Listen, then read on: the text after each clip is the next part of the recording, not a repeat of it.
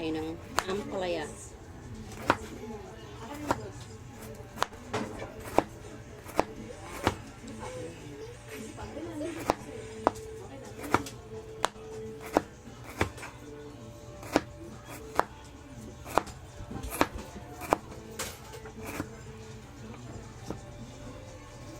Hello guys, magluluto ako ng naghiwa ako ng ng bawang ampalaya at ng sangkap niya, bawang sibuyas at saka kamatis. Piniprepare ko siya para sa gawin kong gulay ako ng ampalaya. Ayan, ampalaya. Paborito ko sa ampalaya. Ayan, yung mga sangkap niya. Atay lang pala. Atay, yung ulam namin ngayon tanghali. Manok.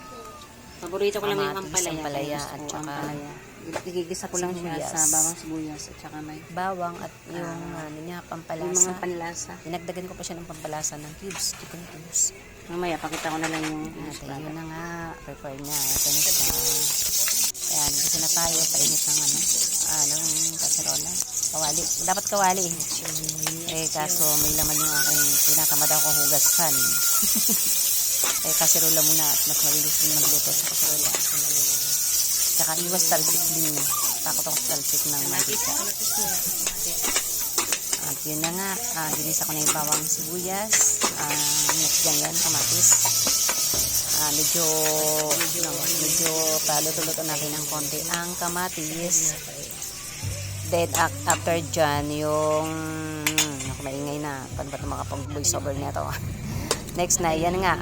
Sa madaling at yan, nilagay ko na yung atay ng manok.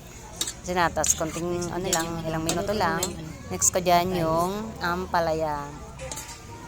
Medyo takpan ng konti, then mamaya balikan na. Yan, kumukulo na. Ampalaya ng next. na siya. Okay na, ampalaya na. Then, hindi pwedeng ipa-overcook natin si ampalaya. Kailangan medyo half cook lang para mas masarap. Mas gusto ko yung half cook sa ampalaya. Sabi nila mas ma-vitamina o ma-nutrients, sabi nila, ika nga. Then up next dyan, ipakita ko na yung finished product ng aking nilutong ayan na, luto na. Nilutong ampalaya na ginisa sa atay. Yes, luto na yung aking niluto. Natakot pa ako dyan. Naaraya na siya. Takot sa talsik. Ampalaya na may luto na siya, atay guys. ng manok. Okay, pwede na yan. Banggit Pwede yung na pangalan yan. ng atay. Kaya na. Ng ampalaya. Kaya inan na.